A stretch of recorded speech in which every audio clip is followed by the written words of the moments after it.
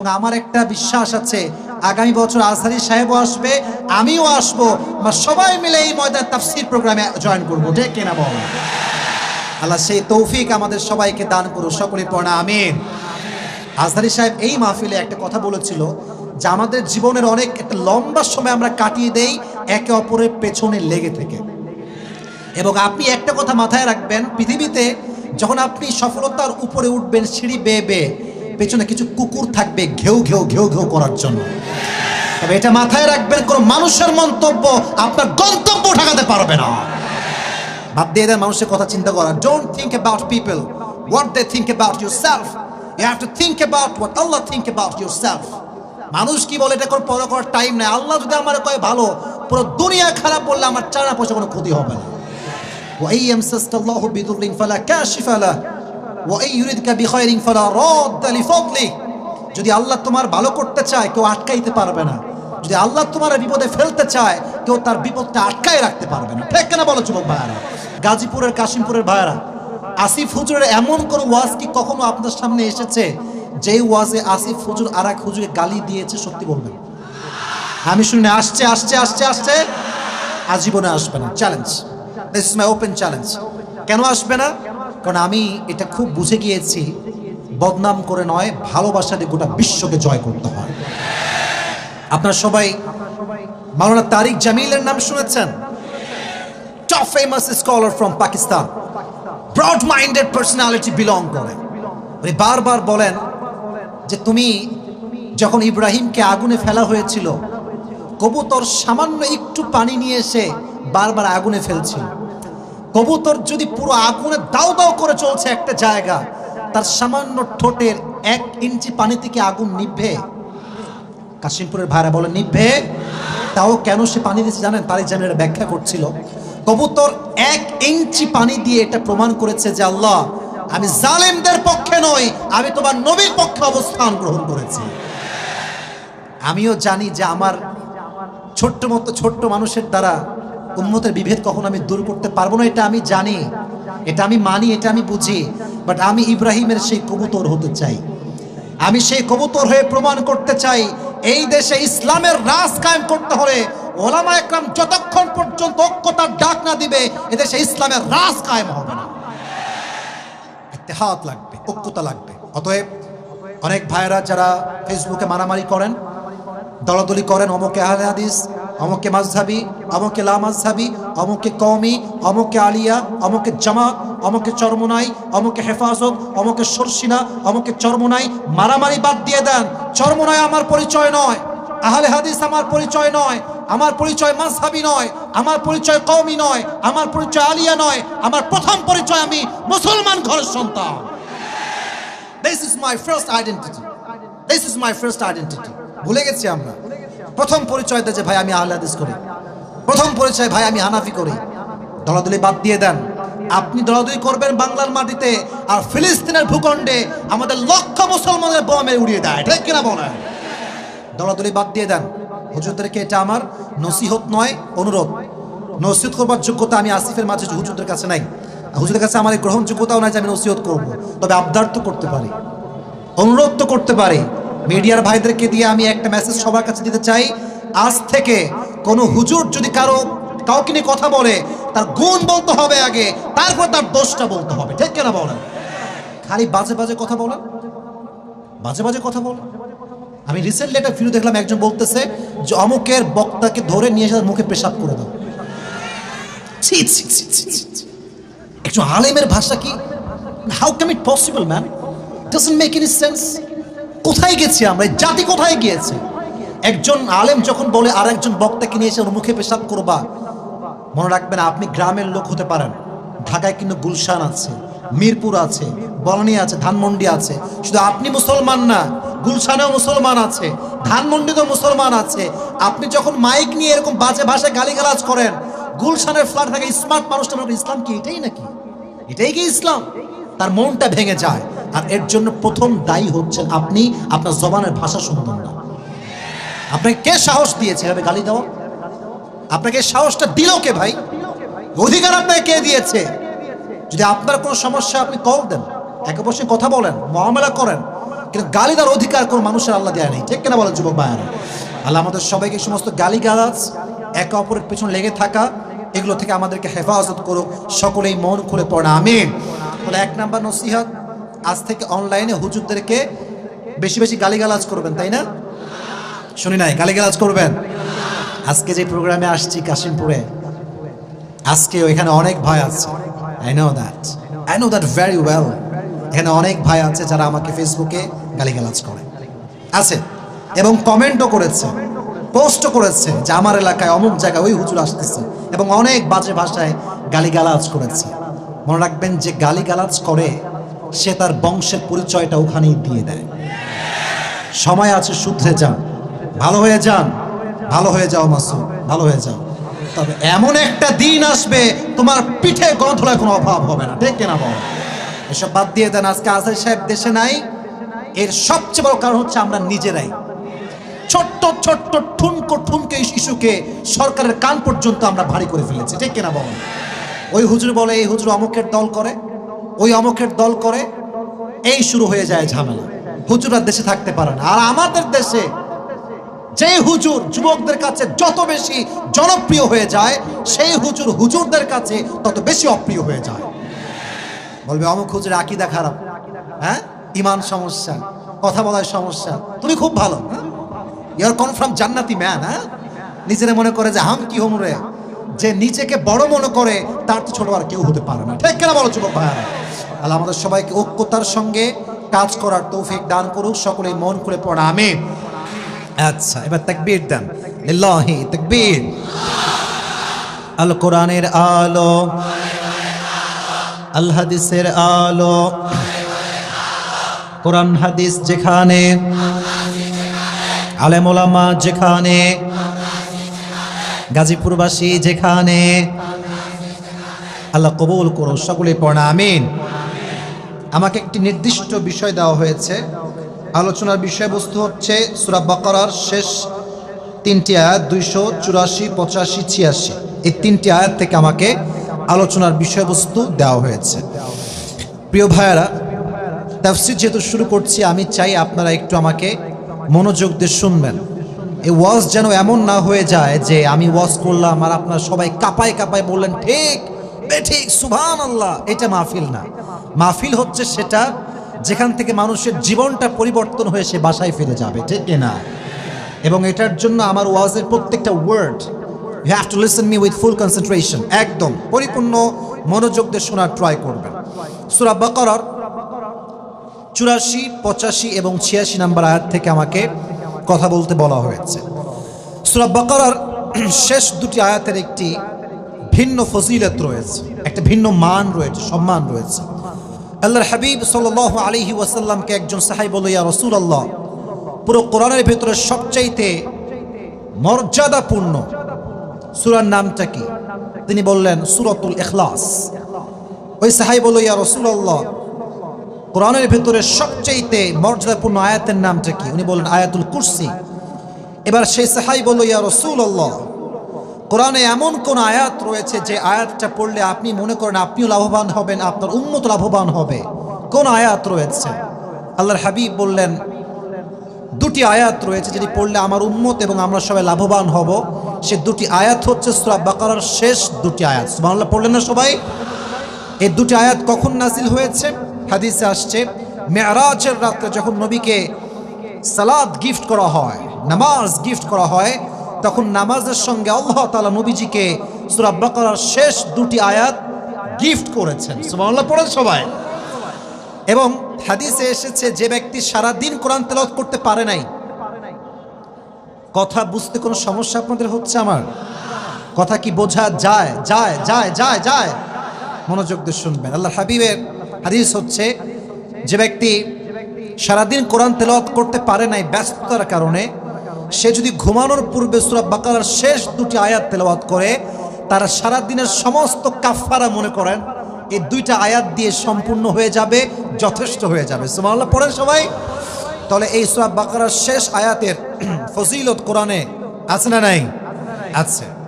আসুন আমরা আয়াত ভিত্তিক তাফসীর শোনার চেষ্টা করি। 284 নম্বর আয়াত থেকে আমাকে কথা বলতে বলা হয়েছে। আল্লাহ তাআলা এই আয়াতে তার সার্বভৌমত্বের কথা তুলে ধরেছেন।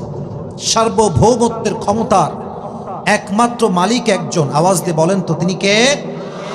তাবারাকাল্লাযী বিয়াদিহিল মুলক ওয়া হুয়া আলা কুল্লি শাইইন কাদির।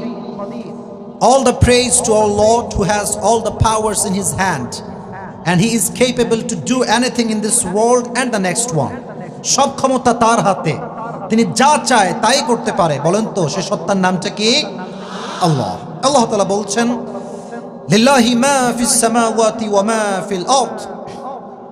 এই জমিনে এবং আসমান সমূহে যা কিছু আছে, যা হতে পারে, এই সব কিছু সৃষ্টি করেছে একজন। তিনি কে বলেন তো? আল্লাহ বোঝাচ্ছেন যেহেতু আমার সৃষ্টি, আমার রাজত্ব, আমার সার্বভৌমত্ব, অতএব আইন চলবে আমার। সৃষ্টি যার, আইন চলবে তার। আপনাদের এখানে যে কোম্পানির উদ্যোগে আজকে প্রোগ্রামটা আয়োজিত, নাম হচ্ছে মাল্টিফ্যাপস। এখানে যদি আমি কোনো অর্ডার করি, আমার অর্ডার এখানে খাটবে না, because I am not MD. যিনি ডিরেক্টর, এমডি, যিনি অফিসার, যিনি ম্যানেজিং ডিরেক্টর, উনি যা বলবে তাই হবে, কারণ ওনার এখানে একটা ক্ষমতা আছে, একটা পাওয়ার আছে। আল্লাহ বলছে যার যার জায়গায় সে সেরা পৃথিবীতে, মানে পুরো পৃথিবী তো আমি আল্লাহর হাতে, পুরো সার্বভৌমত্বের ক্ষমতার মালিক তো আমি আল্লাহ তাআলা। অতএব যেহেতু পুরো পৃথিবীটা আমার, আইনও চলবে আমার, আর আমার আইনের বিরুদ্ধে যারাই আইন তৈরি করবে তাদের বিরুদ্ধে মুসলমান অ্যাকশন নেওয়া শুরু করবে, ঠিক কিনা? লিল্লাহি মা ফিস সামাওয়াতি ওয়া মা ফিল আরদ। আল্লাহ সেজ ইন দিস আয়াহ যে পুরো পৃথিবীতে, আসমানে, জমিনে যা কিছু আছে, এই সব কিছু হচ্ছে আমার অধীনে আছে। এখন একটা বিষয় বলছেন, আপনাদের গাজীপুরে তো মাশাআল্লাহ অনেক বড় বড় কোম্পানি, গার্মেন্টসের কোনো অভাব নেই। আচ্ছা, গার্মেন্টসের কর্মী যদি বাহিরে গিয়ে ফাঁকিবাজি করে, উল্টাপাল্টা করে, মালিক কি এটা ধরতে পারবে সহজে? বুঝি নাই, পারবে? মনে করেন আমি একজন কোম্পানির স্টাফ, আমি সিসি ক্যামেরার ভেতরে আছি, কাজ ঠিকঠাক করলাম, বাইরে গেলাম, ফাঁকি দিলাম, আমাকে মালিক দেখতে পাবে না। কিন্তু আল্লাহ বলছে তুমি যদি আমাকে ফাঁকি দেওয়ার চেষ্টা করো, আমি তোমাকে দেখি কি দেখি না? আল্লাহ এটা বলছে ওয়াইন তুবদু মা ফি আনফুসিকুম আও তুফুহু ইউহাসিবকুম বিহিল্লাহ। আল্লাহ বলছে বান্দা, whether you reveal what's in your hearts or not doesn't matter, Allah will call you to account about it. আল্লাহ বলছে তুমি যা করো গোপনে কিংবা প্রকাশ্যে, এই সব কিছু একজন সত্তা দেখতে পায়। তিনি কে? যা কিছু আমাদের হৃদয়ে আছে আল্লাহ সব জানেন।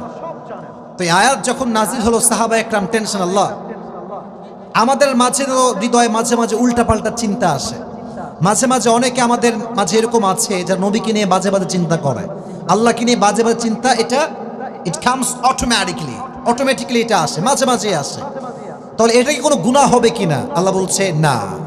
এদিকে তাকান, যদি কোনো বান্দা গুনাহের নিয়ত করে কিন্তু কোনো সিদ্ধান্তে না আসে, এই চিন্তায় তার কোনো গুনাহ হবে না। 1 নাম্বার স্টেপ। 2 নাম্বার স্টেপ হচ্ছে কোনো বান্দা গুনাহের চিন্তা করেছে, সিদ্ধান্ত করেছে, বাট চূড়ান্ত পর্যায়ের সিদ্ধান্ত করে নাই, তার কোনো গুনাহ হবে না। 3 নাম্বার স্টেপ হচ্ছে কোনো বান্দা গুনাহের চিন্তা করেছে, সিদ্ধান্ত করেছে এবং চূড়ান্ত পর্যায়ে সে সিদ্ধান্ত যে গুনাহটা আমি করেই ছাড়বো, এবং সে করতেও গিয়েছে গুনাহটা, বাট পরিবেশের জন্য সে গুনাহটা করতে পারে নাই। এই ক্ষেত্রে 2টি মতামত, এক হচ্ছে আল্লাহ তাকে পাকড়াও করবে, এবং 2 নাম্বার মতামত সবচাইতে বেশি দামি, সেটা হচ্ছে আল্লাহ তার গুনাহটা না করা পর্যন্ত তার আমল নামায় কোনো গুনাহ অ্যাড করবে না। সুবহানাল্লাহ পড়লে না সবাই? কতটা দয়াময় তিনি, কতটা মায়াময় তিনি। যতক্ষণ বান্দা গুনাহের ইচ্ছা করে গুনাহ না করে, কোনো গুনাহ আমল নামায় লেখা হয় না। পক্ষান্তরে যদি কোনো বান্দা আমলের ইচ্ছা করে যে আমি অমুক আমলটা করব, রাতে আমরা ঘুমাতে যাওয়ার সময় যখন নিয়ত করি যে আল্লাহ আজকে তাহাজ্জুদ পড়বো, নিয়ত দিল খালেস যে আল্লাহ পড়েই ছাড়বো আজকে ইনশাআল্লাহ, বান্দা নিয়ত করার সঙ্গে সঙ্গে তার আমল নামায় তাহাজ্জুদের সওয়াবটা অ্যাড হয়ে যায়। সিস্টেম দেখেছেন ইসলামের? কত সুন্দর সিস্টেম। গুনাহের ইচ্ছা করলে গুনাহ হয় না, এবং পাশাপাশি গুনাহের সিদ্ধান্ত করলেও গুনাহ হয় না। গুনাহের সিদ্ধান্ত করে ফাইনাল করে করতে গিয়েও করতে পারেন নাই, তাও গুনাহ হবে না। কিন্তু সওয়াবের কথা নিয়ত করেছেন যে আমলটা করব, আপনি চিন্তা যে করেছেন এটাতে আপনাকে আল্লাহ সওয়াব দিয়ে দিবে। সুবহানাল্লাহ পড়েন সবাই। এখন এই যে গোপনে কিংবা প্রকাশ্যে যা কিছু ঘটে আল্লাহ বলছে আমি সব দেখতে পাই, এবং এটা যে বিশ্বাস করে সে হচ্ছে প্রকৃতপক্ষের মুত্তাকি। মুত্তাকি মানে হচ্ছে আমি যখন ঘরে বসে আছি, আমি ব্লু ফিল্ম দেখছি, অশ্লীল ভিডিও দেখছি, আমি হারাম রিলেশনশিপ করছি, মাথায় রাখবেন জানালা বন্ধ, দরজা বন্ধ, বাট সাত আসমানের মালিক আরশে আজিমের মালিক তিনি আপনাকে দেখে কি দেখে না? দেখে। এবং এটা যে বিশ্বাস করে সেই হচ্ছে প্রকৃতপক্ষের আল্লাহ ভীরু বান্দা। তাহলে এটা আমরা সবাই মনে প্রাণে বিশ্বাস করি। আমরা যত দুর্নীতি আমাদের দেশে করি না কেন, হয়তো আমাদেরকে কেউ ধরতে পারছে না, বাট সবাইকে মাথায় রাখতে হবে কেউ না দেখলে দেখে একজন আওয়াজ দিয়ে বলেন তো তিনি কে? যাদের হৃদয়ে আছে আল্লাহর ভয় তারা কভু পথ ভুলে যায় না। আল্লাহর প্রেম ছাড়া এই দুনিয়ায় কারো কাছে কোনো কিছু চায় না। ঠিক কিনা বলো যুবক ভাইরা? রাতের আধারে যারা সিজদাতে রয়, দু চোখের অশ্রুতে নদী যেন বয়, ছলনার হাত ছানি যতই আসুক, ছলনার হাত ছানি যতই আসুক, পেছনে ফিরেও সে তাকায় না। পড়েন, যাদের হৃদয়ে আছে আল্লাহর ভয় তারা কভু পথ ভুলে যায় না। আল্লাহর প্রেম ছাড়া এই দুনিয়ায় কারো কাছে কোনো কিছু চায় না। ঠিক কিনা যুবক ভাইয়েরা? আল্লাহ আমাদেরকে দেখছেন, আল্লাহ এটাই বুঝালেন। এখন আল্লাহ বলছেন ইউহাসিবকুম বিহিল্লাহ, তুমি দুনিয়াতে যে অন্যায় করো না কেন কিয়ামতের দিন তুমি এটার বিষয়ে জিজ্ঞাসিত হবে। You will be asked about your deeds, whatever you have done in this dunya. তুমি যা করেছো সব কিছুর হিসাব হবে। فمن يعمل مثقال ذرة خيرا يره ومن يعمل مثقال ذرة شرا يره. The man who has done an atom's weight of good, he will see it, and the man who has done atom's weight of evil, he will see it. জাররা জাররা পরিমাণ যদি আপনি ভালো আমলও করেন আপনি দেখতে পাবেন, জাররা পরিমাণ গুনাহ করেন শস্যের দানা পরিমাণ, এটা আপনার কিয়ামতের দিন আমলনামায় ওজন দেওয়া হবে। ফামান ইয়ামাল মিসকালা যাররাতিন খায়রান ইয়ারা ওয়া মান ইয়ামাল মিসকালা যাররাতিন শাররান ইয়ারা। আল্লাহ হিসাব করবেন। এই হিসাবের চিত্র কেমন হবে এবং এটার সিচুয়েশনটা কেমন হবে আমি হাদিস থেকে কিছু কথা আপনাদের সামনে প্রেজেন্ট করতে চাই, উপস্থাপন করতে চাই। মাথায় রাখবেন, যখনই কিয়ামতের দিন কায়েম হয়ে যাবে আল্লাহ দুটি গ্রুপ করবেন। প্রথম গ্রুপ হবে জান্নাতি, সেকেন্ড গ্রুপ হবে জাহান্নামী। ফারিকুম ফিল জান্নাতি ওয়া ফারিকুম ফিস সাঈর। One group will enter in the paradise and another group will enter in the hellfire. এক গ্রুপ যাবে জান্নাতে, আরেক গ্রুপ যাবে জাহান্নামে। যাদের জাহান্নামের ফয়সালা হয়ে যাবে তাদের মাঝে একজন বান্দার কথা হাদিসে আসছে, তার আমলনামা হবে 50-50। বলেন তো কত কত? আয় হায়, কথা আসতে বলে তো ওয়াজ করা যায় না। বলেন কত? 50-50। আসলে জান্নাতে যাওয়ার জন্য 100তে কত নম্বর পাইতে হয়? 51, 51 লাগবে। বাট তারটা হচ্ছে ইকুয়াল, লেভেল ইজ ইকুয়াল, বরাবর, না ইধার না উধার, একদম সমান সমান, 50-50। সে খুব টেনশনে পড়ে যাবে, যায় হায় একটা আমল হইলেই তো আমি জান্নাতের মালিক হয়ে যাব। এবার সে ভাববে, বাবার কাছে যাই, বাবাকে বলি আব্বাজান I just need on this to enter in the paradise. একটা আমল লাগবে আব্বাজান, একটা আমল দেন না আপনি আমাকে। আব্বা বলবে তুমি কে, কই থেকে আসছো তুমি, তোমাকে তো আমি চিনি না, তুমি কে? বলছে আমি তো আপনার সন্তান। বলছে কিসের সন্তান? আমি তো আগে বিয়েই করি নাই। আব্বা পরিচয় দিবেন, অস্বীকার করবে। মায়ের কাছে যাবে, আম্মা জান একটা আমল দরকার জান্নাতে প্রবেশ করবার জন্য, একটা আমল কি আপনার কাছে হবে? আম্মা বলবে তুমি কে, তোমাকে তো আমি চিনি না, কই থেকে আসছো তুমি? সে অস্বীকার করবে। আজান হচ্ছে নাকি? দূরে হচ্ছে, আমি ওয়াজ করছি, কোনো সমস্যা নাই, করা যাবে, কথা বলা যাবে, ইটস ওকে। যা আজানের জবাব যদি কেউ একজন দিয়ে দেয় এনাফ। কিন্তু আমি কি এখানে জামাত হবে? আচ্ছা আমাকে একটু বললে ভালো, জামাতের টাইম কত দেওয়া আছে এখানে? 7:30 জামাতের সময়। আলহামদুলিল্লাহ, আমার কাছে আরো আধা ঘন্টা সময় আছে, আমি 25 মিনিট শেষ করবো, কোনো সমস্যা নাই। তো যেটা বলছিলাম, আল্লাহ তাআলা তাকে এক আমলের জন্য আটকে দিবে। মা অস্বীকার করবে, বাবা অস্বীকার করবে। ফাইনালি একজন ভাইয়ের সঙ্গে তার সাক্ষাৎ হবে। এদিকে তাকান, আমার লুক এট মাই বডি, আমার পুরো বডি দেখেন। সে বান্দা কিয়ামতের দিন এমনি দুই হাত দিয়ে টেনশনে বসে থাকবে, একটা আমলের জন্য জান্নাত পাবো না আমি। হঠাৎ করে একজন যুবক আসবে, তার ভাই বলবে, ভাই what happened man, why you are so sad, এত ডিপ্রেসড কেন, হতাশ কেন তুমি, কি হয়েছে তোমার? বলছে, আরে ভাই, যেখানে আজকে বাবাই চিনল না, তুমি কে আমাকে সাহায্য করবার জন্য? সে বলে, ভাই বলো তো দেখি করতে পারি কিনা, পরে দেখা যাবে। তো বলছে, ভাই আমার তো 50-50 হয়ে গিয়েছে, আমার জাস্ট একটা আমল হলেই আমি I will enter in the paradise, আমি জান্নাতি হয়ে যাব। বলছে, ভাই যাও, আজকে আমি তোমাকে একটা আমল দিয়ে দিলাম। এত আস্তে সুবহানাল্লাহ আপনারা পড়লেন, জোরে। আপনি মনে করেন না যে আসিফ হুজুর ওয়াজ করবে আর আপনারা শুনবেন না, ফাঁকি মারবেন, তা কিন্তু হবে না। আমার কথার রেসপন্স করতে হয়, বলেন সুবহানাল্লাহ। একটা আমল সে দিয়ে দিবে। বলবে, তাই সত্যি দিবেন? অবশ্যই দিব। বলছে, দেন, নিয়ে আল্লাহর কাছে যাবে। আল্লাহ বলবে, কিরে কি খবর? বলবে যে, আল্লাহ আমি তো একটা আমল পেয়ে গিয়েছি। বলবে, কি, তোকে কে দিয়েছে একটা আমল আজকে? বলবে, আমার এই বান্দা, আপনার এই বান্দা আমাকে দিয়েছে। বলবে, এই কি খবর?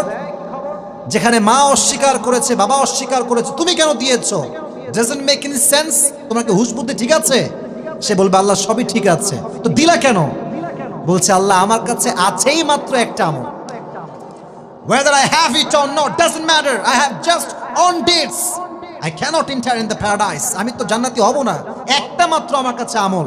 তো ভাবলাম, একটা আমল দিয়ে তো আমার কিছু হবে না, তো আমি যদি আমার একটা মুসলমান ভাইকে সহযোগিতা করতে পারি, হতে পারে এটা আমার নাজাতের ওসিলা হয়ে যাবে। সুবহানাল্লাহ পড়ো সবাই।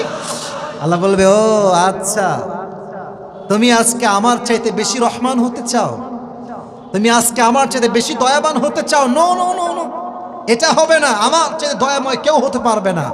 আজকে তুমিও জান্নাতে যাও, তোমার যেই ভাই তোমাকে একটা আমল দিয়ে হেল্প করেছে, তাকে সদ্যা তুমি জান্নাতে নিয়ে যাও। ইউহাসিবকুম বিহিল্লাহ, আল্লাহ হিসাব করবেন। But that will be very easy for you if you are the real believers.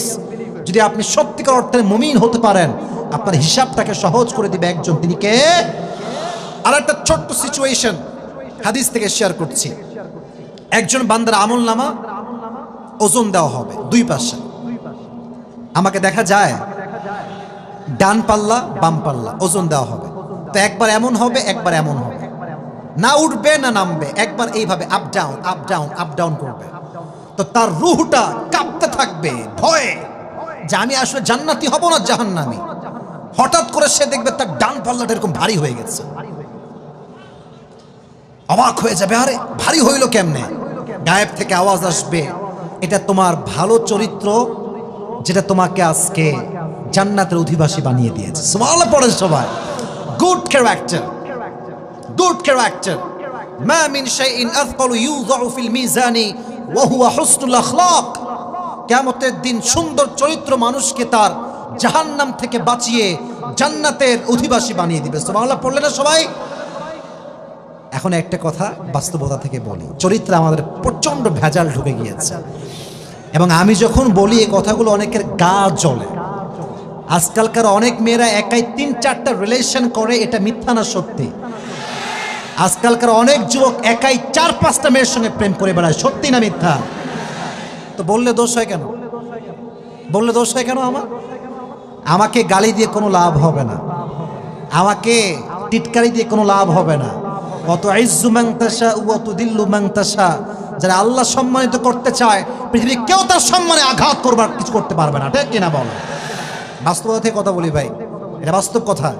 তো চরিত্র আমাদের গেল কোথায়? হ্যাঁ, যে চরিত্র আমাকে কিয়ামতের দিন বাঁচাবে, ওই চরিত্র খবরটা আমার একটু নেওয়ার দরকার। তো আজকে বেশিরভাগ যুবকের চরিত্র নষ্ট হয়েছে একটা স্মার্টফোনের কারণে। একটা টিকটক ভিডিও বানানোর জন্য পুরো প্রতিবন্ধী হয়ে যায়। আর কিছু কিছু মেয়ে টিকটকে এমন এমন বাজে ভিডিও আপলোড দেয়, যুবকদের চরিত্র আখলাক সব নষ্ট হয়ে যায়। প্রিয় বোনেরা আমার, বোনেরা আমার, বোনেরা আমার, মাথায় রাখবেন, ये दिन दिन नहीं है और भी दिन बाकी है, और भी दिन बाकी है। মাথায় রাখবেন, যখন আপনি মরে যাবেন আমার প্রিয় বোন, আপনি মরবেন কিন্তু টিকটকে আপনার ভিডিও কিন্তু থেকে যাবে। যত যুবক আপনার ভিডিও আপনার মৃত্যুর পরে দেখবে, প্রত্যেকটা পার্সেন্টেজ জিনার গুনাহ আপনার কবরে অ্যাড হয়ে যাবে। ঠিক কিনা বলো যুবক ভাইরা? যদি আপনি কিয়ামতের দিন হিসাবকে সহজ করতে চান, চরিত্রকে হেফাজত করেন। আল্লাহ আমাদের সকলকে চরিত্র হেফাজত করবার তৌফিক দান করুন। সকলে মন খুলে পড়া আমিন। তো আল্লাহ বলছে ওয়াইন তুবদু মা ফি আনফুসিকুম আও তুফুহু ইউহাসিবকুম বিহিল্লাহ। যেহেতু আমার সময় খুবই কম ভাই, তাফসীরটা আমি লং করতে পারছি না। আল্লাহ বলছে আমি সব কিছুরই হিসাব নিব, বাট আল্লাহ একটা এক্সপ্লেনেশন দিচ্ছেন সেকেন্ড নেক্সট আয়াতে, ফায়াগফিরু লিমান ইয়াশা ওয়া ইউআযিবু মান ইয়াশা। আল্লাহ বলছে যখন কোনো বান্দা অনেক ভালো কাজ করে, তার প্রকৃত যেই প্রতিদান এটা আমি আল্লাহ দিতে পারবো, আর কেউ দিতে পারবে না। যদি কোনো বান্দা নেক আমল করে, তার সব আমি আল্লাহ দিব, কোনো মানুষ দিতে পারবে না। আর যদি কেউ অন্যায় করে, তার অন্যায়ের শাস্তি যতটুকু প্রাপ্য এটা দেওয়ার ক্ষমতা একজনের হাতে। আওয়াজ দিয়ে বলেন তো তিনি কে? আপনারা সবাই এরশাদ শিকদার, খুনি ডাকাত খুলনার নাম শুনছেন? শুনি নাই তো? শুনছেন আপনার নাম সবাই? আচ্ছা, সে মানুষটার ব্যাপারে খবরে আসছে, তাফসীরটা বোঝাবার সাথে এক্সাম্পলটা দিচ্ছি। সে প্রায় 100-র বেশি হত্যা করেছে, 100-র বেশি। তো পৃথিবীর যত আদালত আসুক না কেন, তার কোনো ইনসাফ ভিত্তিক বিচার কেউ করতে পারবে না। বেশির চেয়ে বেশি কি হবে? তাকে ফাঁসির রায় দিবে, এবং দিয়েছে, তার ফাঁসিও হয়েছে। সে মানুষ একা জান নিয়েছে 100 লোকেরও বেশি। তার বিপরীতে তাকে যদি হত্যা করা হয়, 100 লোকের জানের সমান কি তার একটা জান হবে? বুঝি নাই। হবে হবে হবে। শাস্তি দিয়ে কেউ কখনো ইনসাফ পরিপূর্ণ করতে পারে না। তো আল্লাহ বলছে ফায়াগফিরু লিমান ইয়াশা ওয়া ইউআযিবু মান ইয়াশা। Allah forgives whoever he wills and he punishes whoever he wills. আল্লাহ যারে চায় তারে শাস্তি দেয়, যারে চায় তারে মাফ করে। সব কিছুর ক্ষমতা একজনের হাতে। তিনি কে? ফায়াগফিরু লিমান ইয়াশা ওয়া ইউআযিবু মান ইয়াশা ওয়াল্লাহু আলা কুল্লি শাইইন কাদির। আল্লাহ বলছে আমি তোমার জন্য ক্ষমাশীল। কতটুকু ক্ষমাশীল? অপরাধে আল্লাহ তাআলা বলছেন কুল ইয়া ইবাদিয়াল্লাযীনা আসরাফু আলা আনফুসিহিম লা তাকনাতু মির রাহমাতিল্লাহ। আল্লাহ বলছেন নবী আপনার উম্মতদেরকে বলে দেন তারা যেন গুনাহ করে হতাশ না হয়ে যায়, টেনশন যেন তারা না করে। লা তাকনাতু মির রাহমাতিল্লাহ, আমার রহমত থেকে নিরাশ হয়ে যেও না। ইন্নাল্লাহা ইয়াগফিরুদ দুনুবা জামিআ। যখন কোনো বান্দা অনুতপ্ত হয়ে রবের কাছে দুই হাত তুলে, তার চোখের পানি নাকের ডগায় আসার আগে আল্লাহ তার জীবনের সমস্ত গুনাহগাতাকে মাফ করে দেয়। পড়েন সুবহানাল্লাহ। ইন্নাল্লাহা ইয়াগফিরুদ দুনুবা জামিআ, indeed and verily I will forgive all the sins of your life, whatever you have done in your past. তুমি যা করেছো খালি হাতটা তুলো আমার কাছে। তোমার হাত তুলতে দেরি হবে, আমি আল্লাহর ক্ষমার ঘোষণা করতে দেরি হবে না। সুবহানাল্লাহ পড়ে সবাই। ফায়াগফিরু লিমান ইয়াশা ওয়া ইউআযিবু মান ইয়াশা ওয়াল্লাহু আলা কুল্লি শাইইন কাদির। তার আয়াতের পুরো সার মর্ম কি ছিল আমি একটু জাস্ট ট্রান্সলেশন বলছি। লিল্লাহি মা ফিস সামাওয়াতি ওয়া মা ফিল আরদ। To Allah subhanahu wa ta'ala alone belongs whatever is in the heavens or whatever is on the earth. জমিনে এবং আসমানে পুরো সার্বভৌমত্বের ক্ষমতার মালিক হচ্ছে আল্লাহ তাআলা। সেকেন্ড আয়াতে আল্লাহ তাআলা বলছেন ওয়া ইন তুবদু মা ফি আনফুসিকুম আও তুফুহু ইউহাসিবকুম বিহিল্লাহ। ও মাই worshipper, whether you reveal something what's in your hearts or not doesn't matter, Allah will call you to account for it. বান্দা তুমি যাই ভাবো আর যাই করো, প্রকাশ্যে হোক কিংবা গোপনে হোক, ওপেনলি হোক কিংবা প্রাইভেটলি হোক, পাবলিক প্লেসে হোক কিংবা রুমে হোক, সবকিছু দেখছে একজন। আওয়াজ দিয়ে বলেন তিনি কে?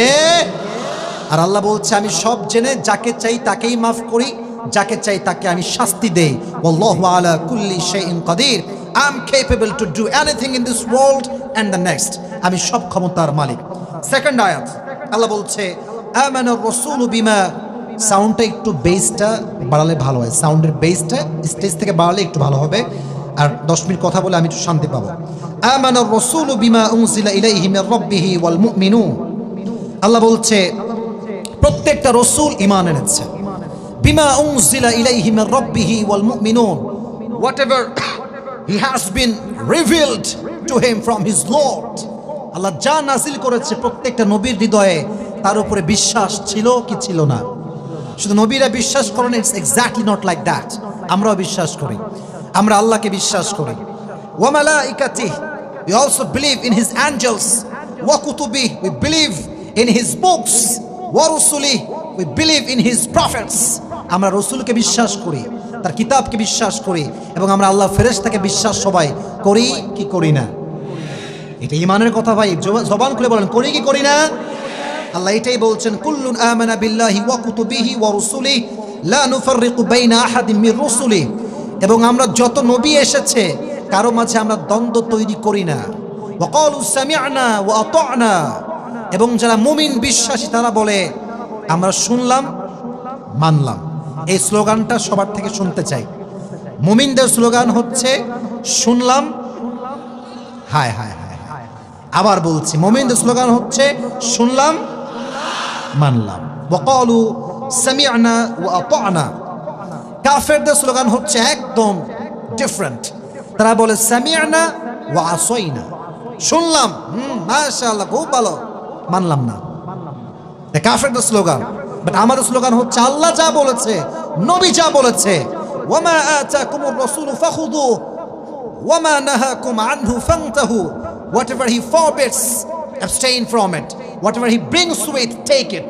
আল্লাহ নবী যা দিয়েছে তা ধরো, যা ছাড়তে বলেছে তা ছাড়ো, তুমি হচ্ছে প্রকৃতপক্ষের মুমিন হয়ে যাবা। সুবহানাল্লাহ পড়লে না সবাই?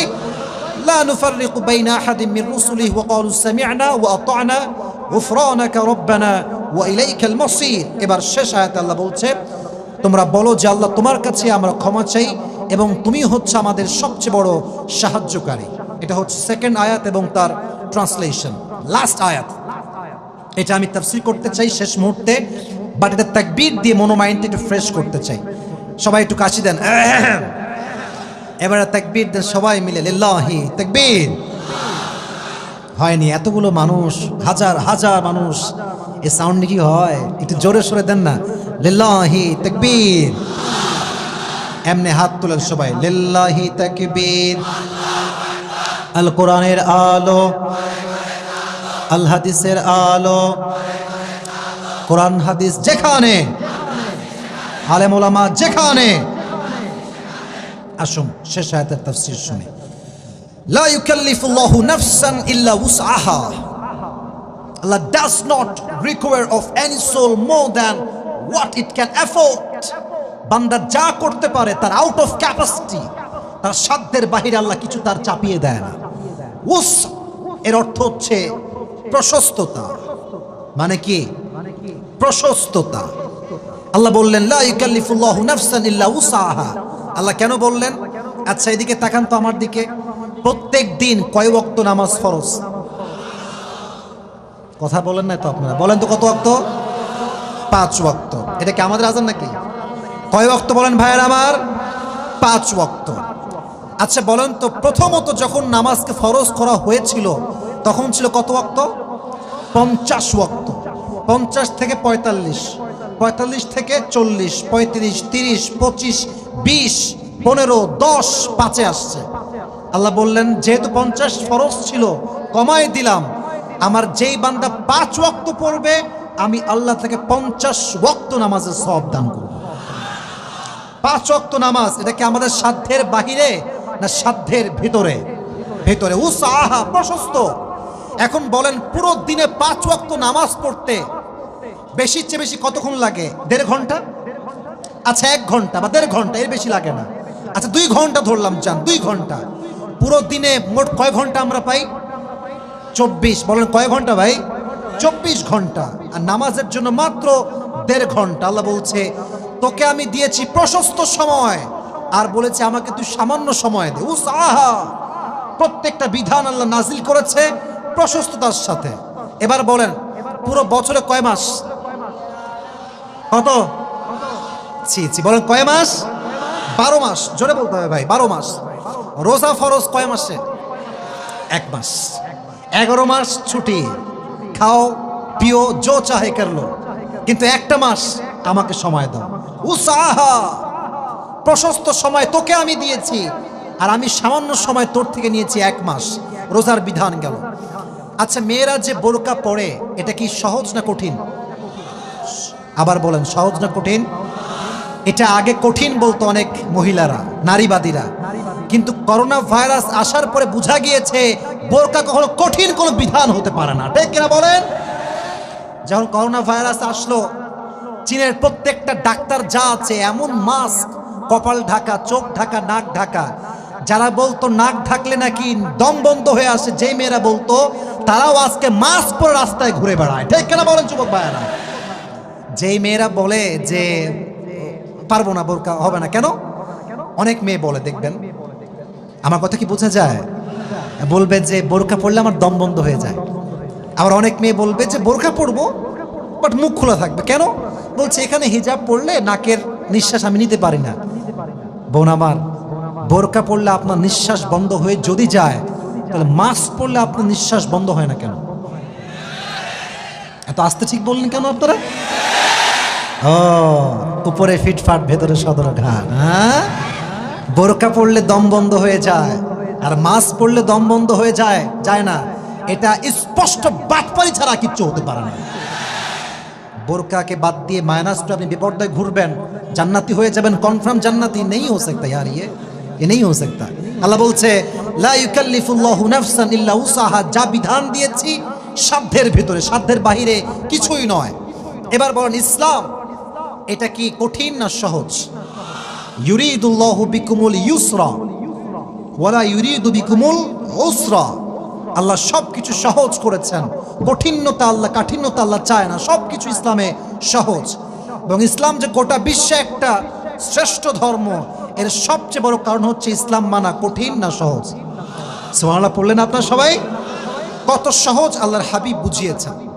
একবার আল্লাহর হাবিবের কাছে একজন গ্রাম্য লোক আসছে উট নিয়ে মসজিদ নববীর ভেতরে। উনি নামাজ পড়ে বাহিরে বসে আছেন।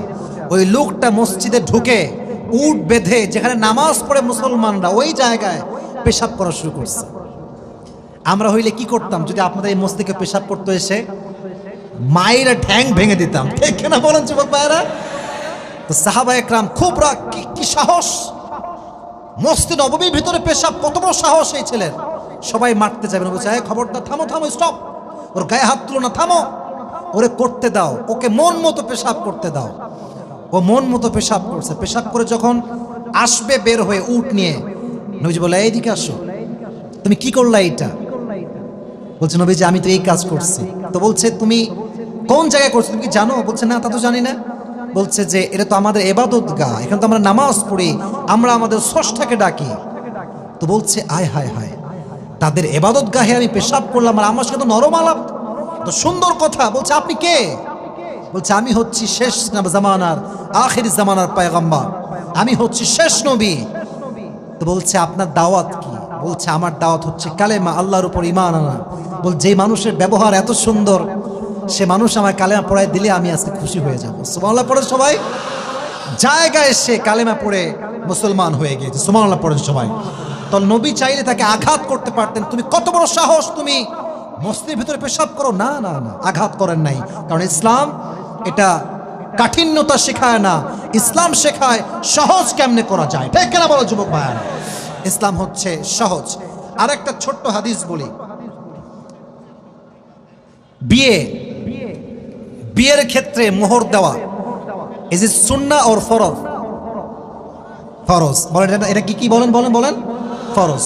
মোহর দেওয়া, ওয়াতুন নিসা আসদুকাতিহিন্না নিহলা, সন্তুষ্ট চিত্তে তোমরা মোহর দিয়ে দাও। কিন্তু ট্রেন্ড চেঞ্জ হয়ে গিয়েছে, আজকে মোহর দেয় কম, যৌতুক খায় বেশি। যে পুরুষ যৌতুক খায় তার বউয়ের থেকে, সে পুরুষ নয়, সে হিজড়ার চাইতে বেশি অধম, ঠিক কিনা বল? এত এত যুবক তোমরা এসেছো, খবরদার নিয়ত করো, বলো হুজুর, ছি ছি, জোরে বলেন যুবক ভাইরা, বলেন হুজুর, আমরা শপথ করছি যখন আমরা বিয়ে করব আমরা 1 পয়সা যৌতুক খাবো না। বলেন ইনশাআল্লাহ। আরে বেটা, তুমি পারলে দিবা বেশি, দেওয়ার বেলা তুমি হবে 100, নেওয়ার বেলা আমি কিচ্ছু নিব না, ঠিক কিনা বলেন? ব্যক্তিত্ববোধ বজায় রেখে চলবা, পার্সোনালিটি বিলং করো এরকম। হ্যাঁ, একদিন পর ফ্রিজ লাগবে, বাইক লাগবে, ছ্যাঁচড়া কোথাকার, ফালতু কোথাকার, ব্যক্তিত্ববোধ নাই, ঠিক কিনা বলেন যুবক ভাই? মোহর দেওয়া ফরজ। বাট এটা হাদিস বলে শেষ করব। এক সাহাবী বলছে, ইয়া রাসূলুল্লাহ বিয়ে করতে চাই। নবীজি বলছে মোহর আছে? বলছেন না। তা বিয়ে করবা কেমনে? বলছে হুজুর বয়স তো বসে থাকে না, বয়স তো বহু হয়ে গেছে। বলছে তাই নাকি? ও তাও ঠিক। আরেকজন মহিলা সাহাবীকে ডেকেছে, বলছে আপনার জন্য একজন উত্তম পাত্র আছে, আপনি বিয়ে করবেন? বলছে হ্যাঁ করব। বলছে আপনি কোরআন পড়তে পারেন? মেয়েটাকে বলছে আপনি কোরআন পড়তে পারেন? বলছেন না। তুমি পড়তে পারো? ছেলে বলছে আমি পারি। তো বলছে তোমাদেরকে বিয়ে আমি করাই দেই, তুমি যেহেতু কোরআন পড়তে পারো না, তোমার স্বামী তোমায় কোরআন শিখাই দিবে বিয়ের পরে, এটাই তোমাদের বিয়ের মোহর। সহজ। আজকালকার বাবারা যখন বিয়ের সময় আসে, ছেলে যখন মেয়েকে বিয়ে দেওয়ার মানে প্রস্তাব নিয়ে আসে, কখনো বলে না যে বাবা নামাজ পড়ো কিনা, দাড়ি কোথায়, টুপি কোথায়। No no no, the first question is বেটা তুম কিতনে पैसे कमाते हो पहले ये बताओ मुझे। মানে টাকা থাকলে কিছু কিছু বাবা আছে টাকলার সঙ্গে বিয়ে তো এক মুহূর্তে দাবত করে না। সেটা একটা মাহফিলে একটা কথা বলেছিলাম, এক যুবক এক মুরব্বীকে বলছে আব্বাজান ইয়ে আপনি क्या कर दिया, কি করলেন এটা, এত সুন্দরী মেয়েটাকে আপনি কার সঙ্গে বিয়ে দিলেন? इसके सर पे तो बाल नहीं है, মাথায় তো চুল নাই। তা আব্বা একটা মারাত্মক জবাব দিয়েছে, সময় খুবই সংক্ষেপ, বেশি সময় নেই। আব্বা বলছে বেটা सर पे बाल नहीं है तो क्या हुआ, जेब में माल तो है ना। তার মানে কিছু কিছু বাবা আছে টাকা থাকলে টাকলা কিনা এটা কোনো পরোয়া তারা করে না, ঠিক কিনা বলেন? না না, ফাযফার বিযাতি দ্বীন তারিবাত ইয়াদাক, become successful by selecting the one who has religion, character and conduct। যার চরিত্র ভালো তাকে আপনি বিয়ে করবেন, আপনার পুরো জীবনটা সফলতার চূড়ান্ত পর্যায়ে পৌঁছে যাবে, ঠিক কিনা? তো বিয়ের ক্ষেত্রে মোহরটা হচ্ছে ফরজ। ইসলাম বলছে না থাকলে ভিন্ন ব্যবস্থা আছে, সহজ করেন। মোহর যত কম হবে সহজ হবে, বিয়ে তত সহজ হবে। বিয়ে যত সহজ হবে জেনার সংখ্যা কমে যাবে, হালালের সংখ্যা বেড়ে যাবে, ঠিক কিনা?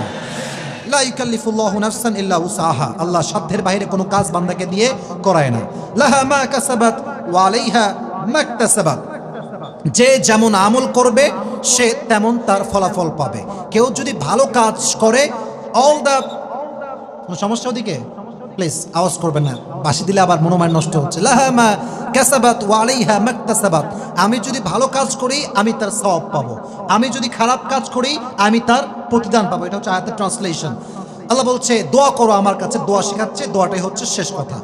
রব্বানা লা তুআখিযনা ইন নাসিনা আও আখতানা, আল্লাহ বলছে বান্দা তুমি দোয়া করবা এইভাবে যে আল্লাহ আমি যদি কোনো কাজ করতে গিয়ে ভুল কিংবা ভ্রান্তি করে ফেলি, do not punish me about that mistakes or fault, এই ভুলের জন্য তুমি আমাকে কোনো পাকড়াও করো না। রব্বানা ওয়ালা তুহাম্মিলনা মা লা না রব্বানা ওয়ালা তাহমিল আলাইনা ইসরান কামা হামালতাহু আলাল লাযিনা মিন ক্বাবলিনা, আল্লাহ তুমি আমার উপরে এমন কোনো বোঝা চাপিয়ে দিও না যেই বোঝা তুমি আগের যারা ছিল তাদের উপরে চাপিয়েছো, তারা হচ্ছে ইহুদি জাত। কোন জাত? ইহুদি জাতিকে তুমি যেই চাপ দিয়েছো, যে বোঝা দিয়েছো, আমাদেরকে সেই বোঝা দিও না। সকলে পড়ে না আমিন। এবার আল্লাহ বলছে আবার দোয়া করো আমার কাছে, রব্বানা ওয়ালা তুহাম্মিলনা মা লা তাকাতা লানা বি, আল্লাহ তুমি আমাকে এমন কাজ দিও না, এমন কাজের বোঝা চাপাই দিও না যে কাজ করবার শক্তি আমি রাখি না। তুমি দোয়া করো আরো বেশি আমার কাছে, ওয়াফু আন্না, আল্লাহ তুমি আমার প্রতি সদয় হও, ওয়াগফির লানা and forgive all the sins of my life, আল্লাহ তুমি আমাকে মাফ করো, ওয়ারহামনা এন্ড হ্যাভ মার্সি আপন আস, আমাদের সবাইকে তুমি রহম করো। আনতা মাওলানা ফানসুরনা আলাল কওমিল কাফিরিন, আল্লাহ তুমি তো আমাদের স্রষ্টা, তুমি তো আমাদের মাবুদ, তুমি তো আমাদের মালিক। ফানসুরনা আলাল কওমিল কাফিরিন, grant us the victory over the disbelieving people, তুমি আমাদের সবাইকে কাফের শক্তিদের উপরে বিজয়ী সৈনিক হিসেবে কবুল করো। আমিন। আল্লাহ আমাদের সবাইকে যতটুকু বলেছি, যা যা বলেছি সবাইকে সেই অনুযায়ী আমল করার তৌফিক দান করুন। সকলে মন খুলে পড়া আমিন। থামেন থামেন থামেন, বসুন বসুন বসুন বসুন বসুন, আমার সময় শেষ আমি জানি। ছোট্ট একটা কথা বলছি,